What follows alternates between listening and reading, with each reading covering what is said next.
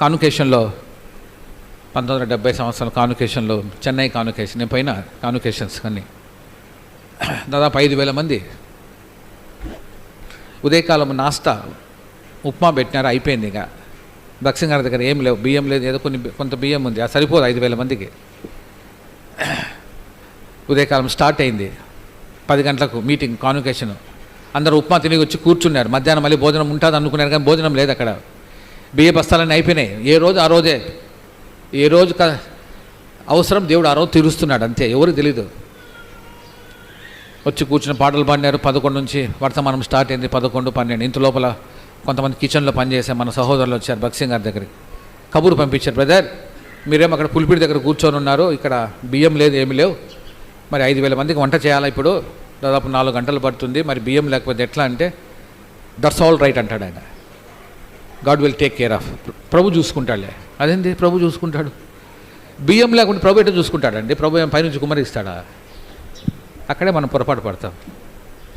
ఏమంత భక్తి ఎందుకు రబ్బా విజయ్, ఏందంత భక్తిగా పోతానే మందిరానికి, ఏం భక్తి బా అంటారు ప్రజలు. నన్ను అన్నారు, ఏం భక్తి రా, పొద్దు నుంచి రాత్రి వరకు ఆదివారం అంతా మందిరంలో ఉంటాడు, ఏం భక్తి అంటారు ప్రజలు. వాళ్ళు కూడా అనుకున్నారు, మన బ్రదర్సే వాళ్ళు కూడా. బ్రదర్ చెప్పంపించాడు, ఆయన ప్రేయింగ్ అంటున్నాడు, ఆడు కూర్చొని ప్రార్థన చేస్తున్నాడు. ఏమని ప్రార్థన చేస్తున్నాడు? ఇంకా ప్రభా 1 గంట 1:30 ఈ మీటింగ్ అయిపోతుంది, అందరికి అన్నాలు పెట్టాలా, అన్నము సాంబారు రసం పెట్టాలా, బియ్యం లేవు, ఏమీ లేవు, బ్యాలు లేవు, ఏమీ లేవు, ఎట్ట రసం పెడతారు, అన్నం పెడతారు 5,000 మందికి? అందరు షుగర్ పేషెంట్లు ఉన్నారు, అందరు వచ్చి ప్లేట్లు పట్టుకొని నిలబడతారు. ఏమి సంగతి? జరిగిన సంగతి ఇది.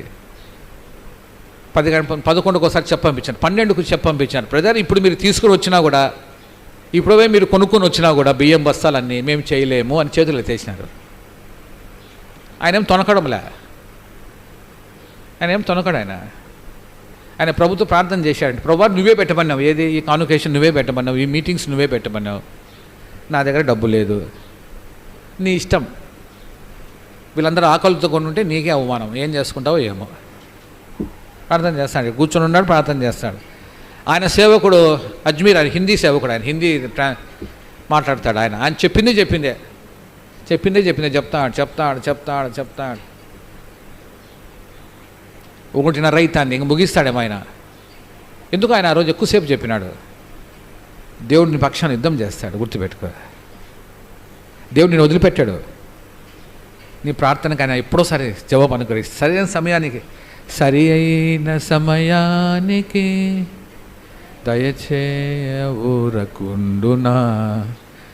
జీవము గల దేవుడు మౌనముగా నుండునా, జీవము గల దేవుడు మౌనముగా ఉండునా, తన పిల్లలకాయన మేలు చేయకుండునా, తన పిల్లలకు ఆయన మేలు చేయకుండా ఊరుకున్నాడు. ఈ సత్యము. 1:30కు ఏం జరిగిందంటే, ఎవరు అన్నీ ట్రాక్టర్లు అన్నీ 2 గంటలకు వస్తున్నాయి, ట్రాక్టర్లో అన్నం అంతా. ఆ జోహోషమా అని చెన్నైలో ఉంది, ఆ గేట్ దగ్గర ట్రాక్టర్లు నిలబడినారు, 2 ట్రాక్టర్లు అండాలు వేసుకుని నిలబడినారు. ఏం అర్థం కాలేదు అందరికీ. ఎవరండి ఇక్కడ పెద్ద ఆయన భక్సింగ్ అంటే, ఎవరు ఆయన, ఎక్కడ ఉన్నాడంటే, ఆయన అక్కడ ఉన్నాడు, మీటింగ్లో ఉన్నాడండి. ఆయన కబురు పోయింది, బ్రదర్ ఏదో అన్ని అండాలు తీసుకొచ్చినారు, అన్నం అంతా ఏదో మరి మాకేం తెలియదు, అది మీరు తీసుకున్నామంటే లోపల తీసుకొని వస్తారంట అని. వెంటనే ఆ నుంచి ప్రార్థన చేశాడు. అప్పటికే కరెక్ట్గా అయిపోయింది. ప్రార్థన చేశాడు, ప్రభు నీకే తీసుకో, లోపల తీసి పంపించు. వెంటనే భక్సింగ్ గారు అంతా లోపల తీసుకొని పోయి లోపల పెట్టించి అందరికీ అన్నాలు సర్వ్ చేసినారు. అందరు బాగా తిన్నారు. ఆ రోజు బిర్యానీ, ఎప్పుడు భక్సింగ్ గారు బిర్యానీ పెట్టాడు, ఎప్పుడు సామాన్యమైన భోజనం.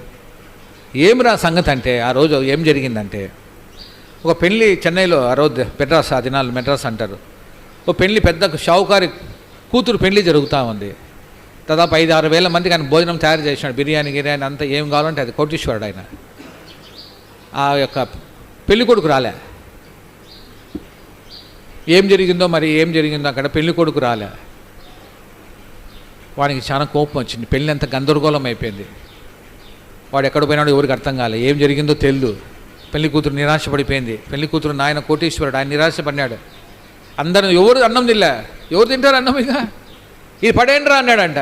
పడేయండిరా, అన్నం వద్దు ఏమొద్దు పోరా, నా కూతురు పెళ్లి ఇట్లా అయిపోయిందని. అందులో ఆడుండే వాడు చూడండి, వాడు ఏం చేసి, అయ్యా ఆడు ఎవరో మీటింగ్స్ అంటయ్యా, భక్సింగ్ అంటే ఒక ఆయన ఉన్నాడు, ఆయన దగ్గర పోదాంపా, ఆయన ప్రార్థన చేసి అన్ని గొప్ప కార్యాలు జరుగుతున్నాయంట, నేను విన్నాను, నీ కోసం ప్రార్థన చేపిస్తాపా, నీ కూతురు పెళ్ళి అవుతుందిలే, ఏం భయపడొద్దు, ఇవన్నీ పడేయద్దు సార్, ఆడ తీసుకొని పోదామంటే, సరే పోదాం పరా, వాళ్ళు హిందువులు, పోదాంపా అన్నాడు.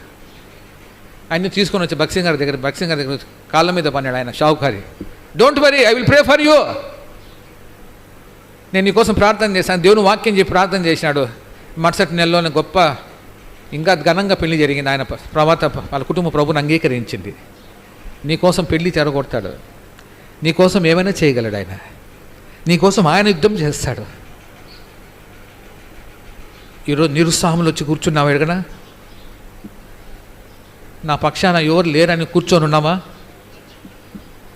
నేను ఆడపిల్లలు నా పక్షాన ఎవరు ప్రార్థన చేస్తారు? నా భవిష్యత్తు ఎట్లా, నా యొక్క ఉద్యోగం ఎట్లా, నా వివాహం ఎట్లా అని కూర్చొని ఉన్నావు ఇక్కడ? భయపడద్దు, నీ పక్షాన ఎవరు లేకపోయినా పర్వాలే.